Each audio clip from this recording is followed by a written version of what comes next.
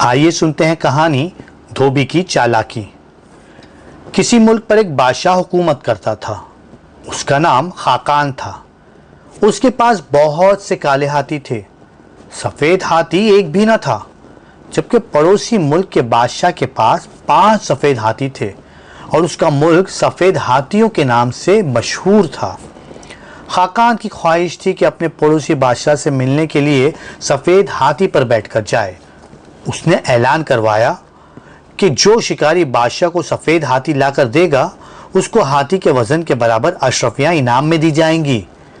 बहुत दिन गुजर गए लेकिन कोई शख्स बादशाह के लिए सफ़ेद हाथी न ला सका।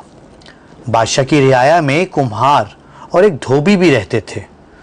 कुम्हार अपने फ़न में बहुत माहिर था। वो बहुत खूबसूरत बर्तन बनाता था लेकिन हद दर्जे सुस्त और काहिल था। कुम्हार के मुकाबले में धोबी बहुत मेहनती था। इसकी आमदनी बहुत अच्छी थी। कुम्हार और उसकी बीवी धोबी की आरामदेह जिंदगी से बहुत जलते थे। वो हमेशा उसे नुकसान पहुंचाने की फिक्र में रहते थे।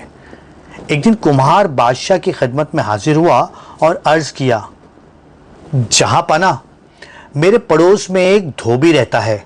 वो अपने काम में बहुत माहिर है। वो काले कपड़ों को धोकर दूध की तरह सफ़ेद कर देता है। अलीजा, आप उसे हुक्म दें कि वो आपके काले हाथी को धोकर सफ़ेद कर दे। इस तरह बादशाह सलामत को एक सफ़ेद हाथी मिल जाएगा। बादशाह ने धोबी को बुलाया और कुम्हार के बताए हुए तरीके पर अमल करने के लिए कहा। धोबी समझ गया कि ये सब कुम्हार की चाल है।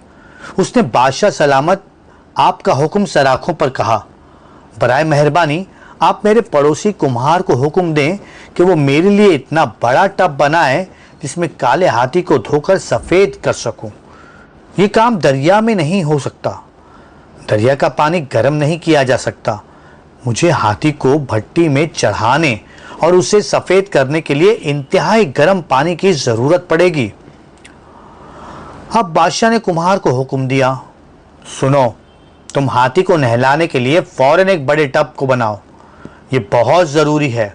कुम्हार और उसके ख़ानदान को बहुत बड़ा टब तैयार करने में 3 माह लग गए।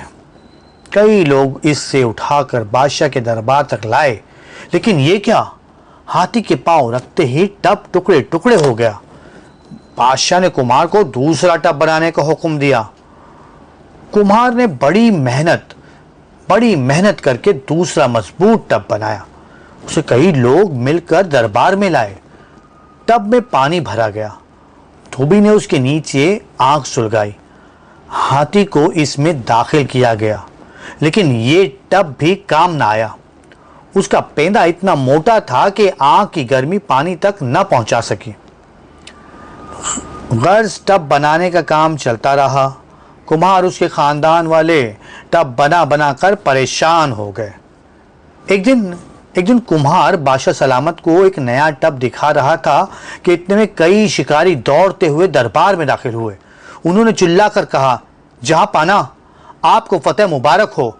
हमने आपके लिए एक सफ़ेद हाथी पकड़ लिया।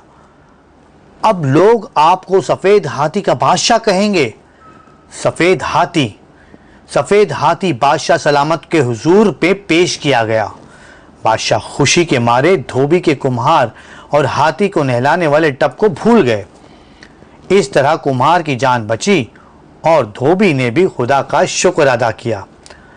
आप सुन रहे थे कहानी धोबी की चालाकी, अदनान सरखोत की ज़बानी।